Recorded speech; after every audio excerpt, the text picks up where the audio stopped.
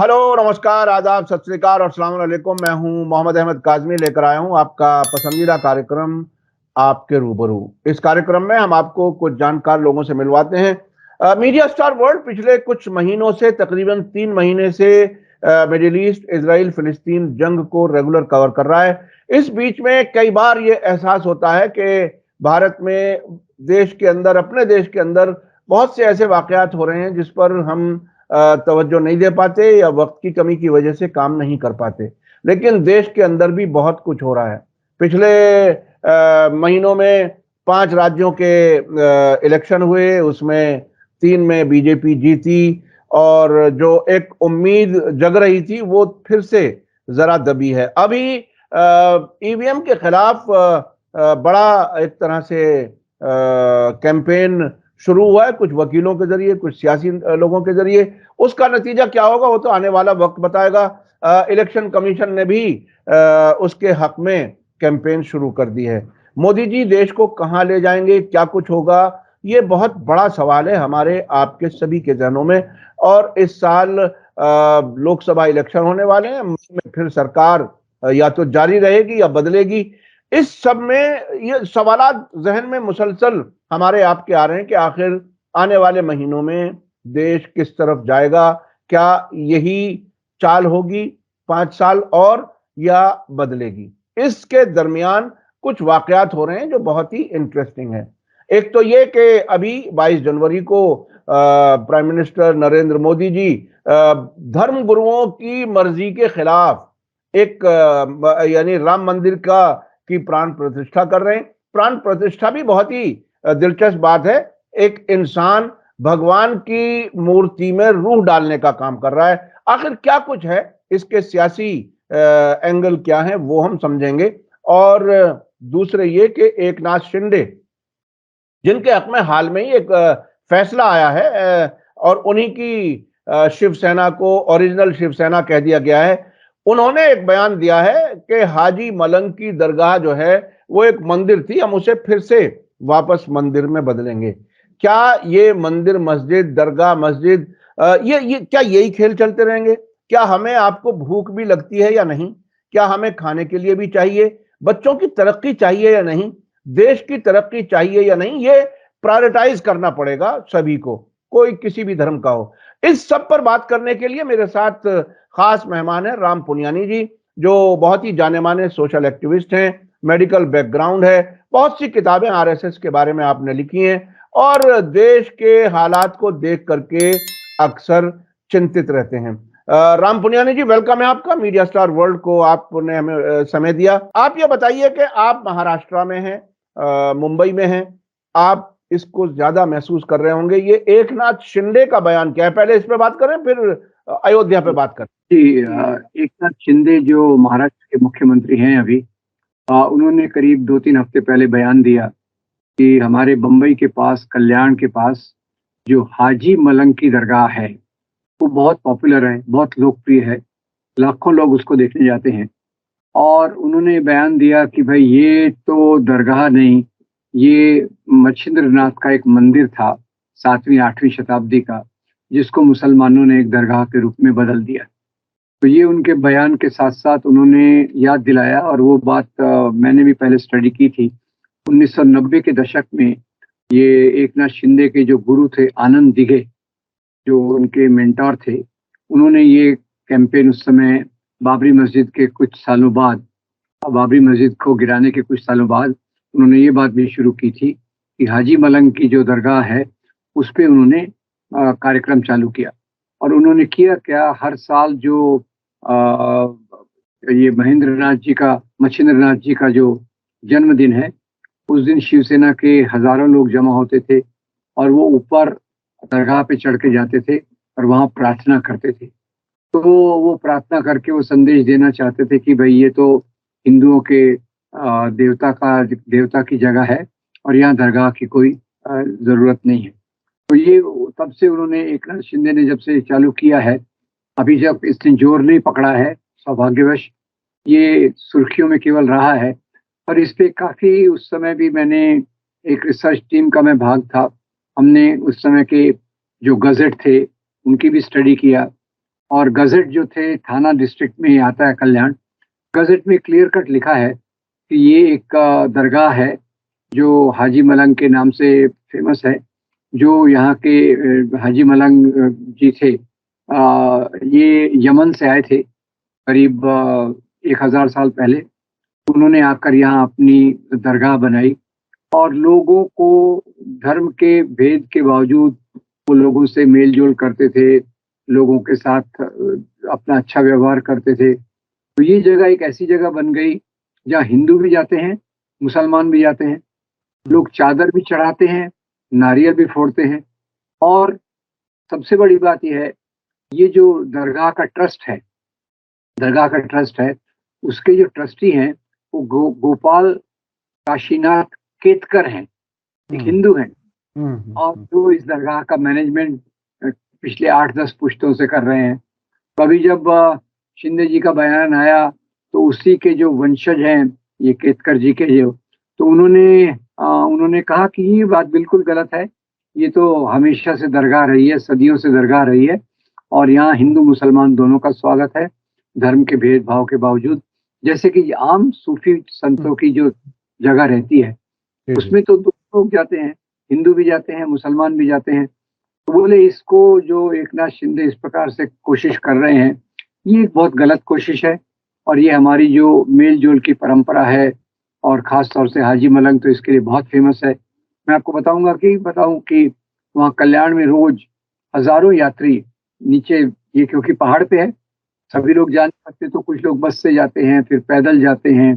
पैदल जाते हैं तो रास्ते के दोनों तरफ, और ख्याल कीजिए, रास्ते के दोनों तरफ कई छोटा मंदिर है, कई छोटी मस्जिद है, कोई छोटी दरगाह है, तो रास्ते के दोनों तरफ दुकानें भी हैं और इस प्रकार की चीजें भी हैं जो बताती हैं कि भारत का जो मेल जोल का चरित्र है वो किस प्रकार से बरकरार है और जिंदा है। और आज भी अगर आप देखें तो जाने वालों की संख्या में हिंदू बहुत बड़ी मात्रा में है, मुसलमान भी बहुत बड़ी मात्रा में है। लोग अपनी अपनी मन्नत मांगते हैं, वहाँ जाते हैं और बड़ी श्रद्धा से इन चीजों को पालन किया जाता है। तो ये हमारे centre of study of society and secularism ने एक रिपोर्ट उसमें जारी की थी। ये रिपोर्ट अभी भी वेबसाइट पे अवेलेबल है और उसको मैंने कोट भी दिया है अपने आर्टिकल में कि हमारे यहाँ एक असद बिन सैफ थे, उन्होंने इस टीम को लीड किया था और ये टीम ने जाके इन्वेस्टिगेट करके पूरा इसका इतिहास निकाला, गजट से जो जानकारी थी वो निकाली और यहाँ के जो ट्रस्टी में केतकर जी का इंटरव्यू लिया। तो उन्होंने सबने बताया कि भाई ये तो कोई मंदिर होने का सवाल नहीं है और इसमें साल में एक बार सब लोग, और साल में एक दिन तो बड़ा जश्न मनता है और बाकी दिन भी लोग रोज आते रहते हैं और बड़ी श्रद्धा से इसका आदर करते हैं। अच्छा, देखिए, मैं अपने दर्शकों को बता दूं कि मैं जिस वेबसाइट का जिक्र आपने किया है राम पुनियानी जी ने, उसका लिंक मैं डिस्क्रिप्शन में दे दूंगा ताकि आप वो रिपोर्ट पढ़ सकें, समझ सकें कि आखिर उसका गहराई से हकीकत क्या है। और जब कोई इन्वेस्टिगेशन किस्म की रिपोर्ट होती है तो वो बहुत ही ऑथेंटिक होती है, भरोसे के काबिल होती है। पुनियानी जी, अब मैं चलना चाहता हूं अयोध्या की तरफ। अयोध्या के सिलसिले में आपने पिछले दिनों एक आर्टिकल भी लिखा था कि 6 दिसंबर बाबरी मस्जिद के ढहाए जाने से मंदिर तक, तो अभी मंदिर का जो मूर्ति भगवान राम की है, उनकी प्राण प्रतिष्ठा मोदी जी कर रहे हैं और उसमें चारों जगत गुरु जिनको कहा जाता है वो वहां नहीं आ रहे। इवन वो लोग भी नहीं आ रहे जो वीएचपी के कुछ लोग थे जो बहुत पहले लीडिंग रोल में थे अयोध्या मूवमेंट में, उन्होंने भी इनकार कर दिया है। तो कितना कितना सियासी है, कितना पॉलिटिकल है। और वो जो हिंदू धर्म की, सनातन धर्म की जो अपनी मान्यताएं हैं उसके खिलाफ भी जाकर के कुछ हो रहा है। और मुझे तो यह भी पता चला है कि जहां गर्भगृह बताया गया था बाबरी मस्जिद के, उस जगह जहां इमाम नमाज पढ़ाते थे, उससे 3 किलोमीटर की दूरी पर अब भगवान राम जो है ना विराजमान होंगे। तो क्या है, उस वक्त वही 12 फीट की एक जगह थी, अब वो हट करके 3 किलोमीटर दूरी पे चली गई। तो क्या मुसलसल देश को बेचैन रखना ही प्रोजेक्ट है, क्या है? देखिए, इसमें मंदिर का जहाँ तक सवाल है, पहले कुछ उसके कुछ मुद्दे देख लेते हैं। आपने 4 शंकराचार्यों की बात कही, 2 शंकराचार्य जी इनके सपोर्ट में भी हैं और ये 4 शंकराचार्य जी ने जो इसका अपोज़िशन किया है, उसके 3-4 ग्राउंड ऐसे हैं। एक तो प्राण प्रतिष्ठा तब तक नहीं की जाती, जब तक मंदिर पूरा ना बने। हुँ, मंदिर तो अभी पूरा बना नहीं है, तो वो उनका ऑब्जेक्शन ये है कि मंदिर बनने के पहले ही मूर्ति में प्राण प्रतिष्ठा करना, ये ये एक राजनीतिक खेल है, क्योंकि चुनाव आने वाले हैं, तो उसके पहले एक राजनीति के तहत इसको अभी किया जा रहा है, क्योंकि इसका भी वक़्त आया नहीं था। हुँ, दूसरी बात ये आपको बहुत कम ये सामने आई, ये रामलला की जो मूर्ति अभी प्रस्थापित की जा रही है, हुँ, ये वो मूर्ति नहीं है जो मस्जिद में रखी गई थी। हुँ, हुँ, 22 दिसंबर की रात 1949 को रामलला की और सीता जी की मूर्ति वहाँ रखी गई थी। वो मूर्ति उसका तो अभी कोई पता ठिकाना ही नहीं है कि वो कहाँ गई। हुँ, बात तो यही थी ना, हुँ। रामलला वहाँ हैं और उनके लिए मंदिर बनाना है। अब ये मूर्ति की तो बात ही नहीं हो रही कि वो भगवान रामलला की मूर्ति कहाँ गई। और तीसरी उसको बात कहा गया था कि वो कहा गया था कि प्रकट हुए हैं भगवान राम, हाँ, ना कि किसी ने रखी है मूर्ति, ये कहा गया था उस वक़्त। ऐसा कहा गया था कि ये प्रोपेगेंडा किया गया था कि भगवान राम प्रकट हुए। जी, और जी। उसका आप जब इन्वेस्टिगेट करके देखिए, कल भी मैंने उस पे थोड़ा-सा काम किया, तो पता चला कि वो भी एक योजनाबद्ध तरीके से 3 लोगों ने जो हिंदू महासभा और उस प्रकार के विचारों के थे, उनमें उनमें गोरखनाथ पीठ के दिग्विजय साहब भी थे। इन्होंने मिलके प्लानिंग किया था कि ये मूर्ति यहाँ रखी जाएगी और उसके बाद ये भी प्लानिंग में था कि जो कलेक्टर साहब वहाँ के हैं, के नैयर, वो इनके साथ मिले हुए थे। क्योंकि अगर मूर्ति रखी गई है गैर कानूनी तरीके से, तो उसको तो तुरंत निकलवा सकती है पुलिस और एडमिनिस्ट्रेशन। तो के नैयर साहब ने उससे मना कर दिया और वहाँ इसलिए वो मूर्ति वहाँ रखी गई, रखी रही, रखी रही और उसके चारों तरफ विवाद खड़ा होता गया। ये आपने एक बात हुँ, अच्छी याद दिलाई। और जी, जी। दूसरी बात जो मैं बता रहा था वो ये कि ये जो इस प्रकार के अनुष्ठान, धार्मिक कार्य होते हैं, ये हिंदू परंपरा के अनुसार कोई भी व्यक्ति अकेला नहीं करता। पुरुष हुँ, जिसको यजमान कहते हैं, वो अकेला नहीं करता। उसके साथ उसकी पत्नी का होना ज़रूरी रहता है।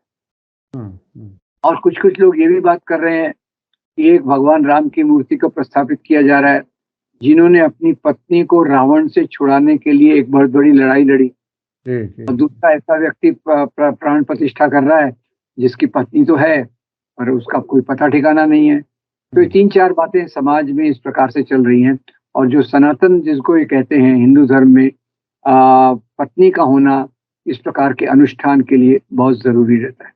और हुँ, तीसरी आप जो बात कर रहे हैं कि जहाँ पहले रामलला की मूर्तियाँ थी और अभी जहाँ मूर्ति को प्रस्थापित किया जा रहा है, ये तो एक नए नए डिज़ाइन के अंदर किया जा रहा है, नए तरीके से किया जा रहा है। ये एक दूसरी मूर्ति है। तो ये एक मुख्य रूप से इस अब दुविधा क्या आ गई कि अब ये भारतीय जनता पार्टी ने अपने हाथ में पूरा काम ले लिया।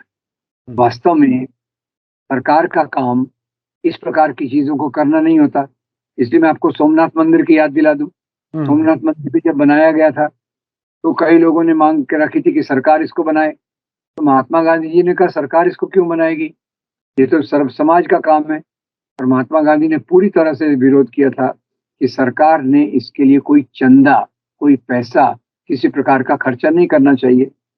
और उसी समय उनके चेले जवाहरलाल नेहरू, उन्होंने डॉक्टर राजेंद्र प्रसाद को कहा कि आप ऑफिशियल कैपेसिटी में एक सरकारी पद पर रहते हुए मंदिर का उद्घाटन करते हुए नहीं जा सकते हैं। तो हुँ, सोमनाथ मंदिर को तो अभी ये नेहरू के खिलाफ प्रोपेगेंडा करने के लिए इस्तेमाल कर रहे हैं, जबकि वो एक हम सेक्युलरिज्म को फॉलो करने की कोशिश कर रहे थे और उसके आधार पे गांधी ने भी वही बात कही, नेहरू ने भी वही बात कही और बाकी लोगों ने इस बात को माना। खैर, हुँ, तो ये उस समय की बात है, पर अभी तो खुद सरकार के पूरी यंत्रणा मंदिर के पीछे लगी हुई है। प्रधानमंत्री खुद इसकी तैयारी कर रहे हैं, इसका प्रोपेगेंडा हो रहा है और और जगह-जगह समाज में चारों तरफ से हर एक संगठन और इनसे आरएसएस, बीजेपी, वीएचपी से जुड़ा हुआ हर एक व्यक्ति अभी इस काम में लगा हुआ है। लोगों के यहाँ जाके पीला चावल दे रहे हैं अक्षत के नाम से कि भाई आपको ये इनविटेशन है, इस दिन भगवान राम का मंदिर होगा, अगर आप अयोध्या नहीं जा सकते तो अपने पास के मंदिर में दिवाली मनाइए, भगवान राम पे कार्यक्रम कीजिए। तो पूरे देश की जो समस्या है उसको एक राम मंदिर के रूप में राजनीतिकरण करके एक पार्टी उसका अपने फायदे के लिए कर रही है, जबकि वास्तव में मैं इस बात को जोड़ दूं कि आज जरूरत जो है वो इससे पूरी उल्टी है। और वो भी एक अच्छी बात आपको बता दूं कि वो जो भारत की जो जरूरतें हैं उसको सामने रखने के लिए एक बहुत बड़ी यात्रा चालू हुई कल, भारत जोड़ो न्याय यात्रा। वो वही मुद्दे उठा रही है जिसकी आज हमको जरूरत है। तो काजमी भाई दो तरफ देखिए, एक तरफ मंदिर का उद्घाटन हो रहा है और एक तरफ यात्रा चल रही है।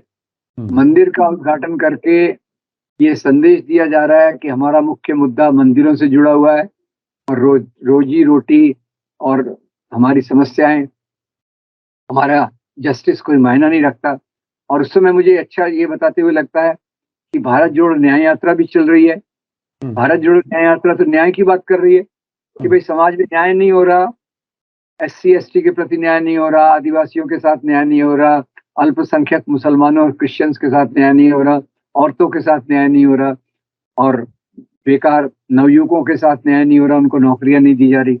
तो ये खैर एक बड़ा इंटरेस्टिंग एंगल है कि दो चीजों को आप एक साथ देख रहे हैं। मीडिया है, मीडिया कवर कर रहा है सिर्फ मंदिर बन रहा है, मंदिर कितना विशाल बन रहा है, और जो भारत जोड़ो यात्रा है, भारत जोड़ो न्याय यात्रा, वो चुपचाप चल रही है। उसको भी लोग नोटिस करेंगे और उसके मुद्दों को भी सामने लाने की कोशिश की जाएगी। तो भारत में भारत जोड़ो न्याय यात्रा का होना मेरे ख्याल से बहुत जरूरी इसलिए है कि वो हमको याद दिलाती है कि हमारा भारतीय संविधान क्या कहता है। एक तरफ भारतीय संविधान के मूल्यों के आधार पे हम धर्मनिरपेक्षता के आधार पे, सेक्युलरिज्म के आधार पे एक बड़ा आंदोलन टाइप यात्रा निकाल रहे हैं, और दूसरी तरफ भारतीय संविधान के मूल्यों के खिलाफ जो भारतीय संविधान हमको कहता है कि सभी धर्म को बराबर रखो, राज्य का कोई धर्म नहीं होता, धार्मिक अनुष्ठानों में मत फंसो, ये हमारा संविधान कहता है। तो एक तरह तो भारतीय संविधान के विरोध में बात चल रही है जिसको मीडिया बहुत उछाल रहा है, और दूसरी तरफ भारतीय संविधान के रास्ते पे भारत जोड़ो न्याय यात्रा चल रही है जिसको ज्यादा मीडिया दिखा नहीं रहा। और मुझे खुशी ये हुई कि जो भी मैंने क्लिपिंग्स देखी, भारत जोड़ो न्याय यात्रा में काफी लोग जुड़ रहे हैं, काफी लोग। अच्छी बात यह है कि इसके लीड कर रहे हैं राहुल गांधी, वो लोगों की बात सुन रहे हैं। केवल मन की बात बोलना एक बात है और लोगों की बात सुनकर उसके आधार पे अपनी राजनीति का निर्णय करना, ये लोकतंत्र की निशानी है। अब लोकतंत्र में और तानाशाही में फर्क क्या है, राजाशाही में फर्क क्या है? तानाशाही में तानाशाह के पास एक स्कीम रहती है, वो समाज पे लाद देता है, और लोकशाही में लोगों की जो बात है वो शासक वर्ग, शासक पार्टी, पार्लियामेंट सुनती है और उसके आधार पे अपनी नीतियां बनाती है। आज देश में दो प्रकार के विरोधाभासी अपोजिट मुद्दों की तरफ एक संघर्ष चल रहा है। एक तरफ राम मंदिर और दूसरी तरफ भारत न्याय जोड़ो। तो ये कौन सा पलड़ा भारी पड़ता है, देश किस तरफ से जाता है, ये इन दोनों पे डिपेंड करता है। यानी इस वक्त जो है पूरी देश के सामने एक बड़ा सवाल है और फैसले का वक्त है कि वो किस तरफ जाते हैं, क्या कुछ चाहते हैं। और धर्म बेशक पर्सनल मामला है और कोई भी एक धर्म के लोग अगर अपनी मर्जी, और एक धर्म का भी एक छोटा सा हिस्सा वो सिर्फ अपनी बात लोगों के सामने रखना चाहता है। खैर, अब मैं एक चीज, आपने जिक्र किया कि पत्नी का होना जरूरी है अनुष्ठान में। RSS के जो प्रचारक हैं, मैं समझता हूं उसमें तो बाकायदा शायद शर्त रखी जाती है कि वो शादी ना करें, वो बिल्कुल परिवार ना बनाए। तो RSS का तो कोई भी फिर जो सीनियर लोग हैं वो तो ये अनुष्ठान कर ही नहीं सकते। तो फिर ये हिंदुत्व की नुमाइंदगी RSS करे और अनुष्ठान से बाहर हो, ये क्या? देखिए, ये बात RSS के ज्यादातर जो प्रचारक रहते हैं उनकी एक कंडीशन रहती है कि वो शादी नहीं करेंगे और पारिवारिक जिम्मेदारियों से दूर रहेंगे ताकि वो पूरे अपने कमिटमेंट से हिंदू राष्ट्र के लिए काम कर सकें। तो आरएसएस के प्रचारकों का तो इस प्रकार के धार्मिक अनुष्ठानों में कोई जगह होनी नहीं चाहिए, क्योंकि ज्यादातर वो सब सिंगल रहते हैं, अविवाहित रहते हैं, बैचलर रहते हैं, और आरएसएस के अंदर तो महिलाएं भी नहीं होती हैं। तो खैर ये एक अलग मुद्दा है। पर जहाँ तक जो अनुष्ठान करता है, जिसको यजमान कहते हैं, यजमान यानी वो मेन पर्सन रहता है जिसके चारों तरफ पूरा कार्यक्रम चलता है, उसके साथ तो उसकी पत्नी का होना जरूरी है। पर खैर राजनीति कभी भी राजनीति अपने हिसाब से चीजों को मोड़ लेती है, और खास तौर से आपके पास प्रचार तंत्र हो, मीडिया तंत्र हो, लाखों लोग कार्यकर्ता आपकी बात को मानते हैं, आपने एक ऐसा वातावरण खड़ा कर दिया है, तो आप अपनी मर्जी से फिर कुछ कहें, आपका विरोध करने वाला कौन है? और विरोध करने वाली जो आवाजें हैं वो ज्यादा दूर तक पहुंचने वाली नहीं है, वो तो एक छोटे से कॉर्नर में ही रहेंगी। अच्छा, मैं एक चीज समझना चाहता हूँ, कंपैरेटिव अगर कभी कभी समझने को दिल चाहे कि अलग अलग धर्मों और मजहबों के बीच में, तो हमने हिंदू समाज में, उसे धर्म तो नहीं कह सकते, लेकिन हिंदू समाज में ऐसा देखा है कि मोदी जी के नाम के ही मिसाल के तौर पर मंदिर बनने शुरू हो गए। कोई एक पॉलिटिकल आदमी है, उसके पास ताकत है, वो हुकूमत में है आज, तो उसके कुछ सपोर्टर्स हैं, वो मंदिर ही बना लें। तो ये जो एक परसेप्शन डेवलप होता है, वो कौन सी ये मजबूती है या कमजोरी है, क्या चीज है ये? देखिए, ये दोनों चीजें हैं। ये मजबूती तो उस राजनीति की है जो डेमोक्रेसी को नहीं चाहती, हम्म, और कमजोरी उस राजनीति की है जो डेमोक्रेसी चाहती है, सेक्युलरिज्म चाहती है। तो दोनों बातें आपकी जो हैं दोनों सही हैं। हम्म, कुछ चीजों के लिए मजबूती है, जो हिंदू राष्ट्र लाना चाहते हैं, और जो संविधान के रास्ते पर चलना चाहते हैं उनके लिए कमजोरी की निशानी है कि इस प्रकार के मंदिर बन रहे हैं, इस प्रकार के धार्मिक तरीकों के विरोध में जाके मंदिरों का उद्घाटन किया जा रहा है। तो उनके लिए तो ये एक कमजोरी की बात है। और तो आपने मोदी जी का मंदिर बोला, बीच में गोडसे का मंदिर बनाया गया था। जी गोडसे जी। जिसने 20वीं शताब्दी के महानतम हिंदू महात्मा गांधी की हत्या की थी। दोनों चीजों को हम साथ साथ देख रहे हैं। तो ये बहरहाल एक समाज के अंदर ये अजीब सी चीज है जो कभी कभी महसूस होती है कि आखिर इतना कमजोर ख्याल क्यों है, उसके साथ मजहब को क्यों जोड़ दिया जाता है। बहरहाल ये धर्म का मामला, इस पे हम ज्यादा और तफसील से ना सवाल करेंगे ना आपसे हम पूछेंगे। अब ये बताइए कि आम लोगों को ऐसे वक्त में, जब बिल्कुल दोराहे पर खड़ा है देश, जिसका आपने जिक्र किया कि एक तरफ मंदिर के का जो प्राण प्रतिष्ठा हो रही है, और दूसरी तरफ ये न्याय यात्रा, भारत जोड़ो न्याय यात्रा हो रही है, ऐसे वक्त में कौन सा ऐसा तरीका अपनाया जाए कि पॉजिटिव सोच के लोग पॉजिटिव मैसेज को ज्यादा से ज्यादा लोगों तक पहुंचा सकें, या उसका असर ज्यादा से ज्यादा बेहतर हो सके? चूंकि कुछ लोगों का कहना यह है कि अगर इस बार भी बीजेपी आरएसएस की सरकार आ गई तो फिर प्रजातंत्र नहीं बचेगा। प्रजातंत्र नहीं बचेगा यानी हमारे आपके सभी हुकूक जो हैं वो खत्म हो जाएंगे। एक कुर्सी पे बैठा हुआ इंसान फैसले लेगा कि किस समाज को, किस इंसान को क्या करना है और क्या नहीं करना। तो क्या हो जिससे कि देश का जो सांप्रदायिक सद्भावना और देश का प्रजातंत्र ये बाकी रह सके, आखिर क्या किया जाए? देखिए, ये आपका सवाल बहुत महत्वपूर्ण है, और अभी पूरी जी जान से आरएसएस, बीजेपी, वीएचपी राम मंदिर की तरफ सबका ध्यान आकर्षित करने की कोशिश कर रही है। उसमें लाखों करोड़ों का खर्चा भी हो रहा है। और दूसरी तरफ भारत जोड़ो न्याय यात्रा है। मेरे ख्याल से लोकतंत्र को बचाने के लिए तो यही रास्ता है कि हम आंदोलन करें, हम भारत जोड़ो न्याय यात्रा जैसी चीजों को ज्यादा मजबूत करें, और उसके माध्यम से हमारे संविधान के जो मूल्य हैं, जो हमारा संविधान कहता है, और जो आम लोगों के फायदे की बात है, आम लोगों के जिंदगी का, जिन्हें जीने मरण का सवाल है, वो उन मुद्दों के लिए जो न्याय यात्रा चल रही है उसको ज्यादा मजबूत करें। ये रास्ता मेरे लिए तो बहुत क्लियर है कि दो रास्ते पर दूसरा रास्ता, एक रास्ता है जो गलत दिशा में जा रहा है, और दूसरा सही रास्ता भी तो है। बिल्कुल। सही रास्ते को क्यों ना मजबूत करें। सही जी। रास्ते को मजबूत करने की जिम्मेदारी मेरे ख्याल से हम सब की है।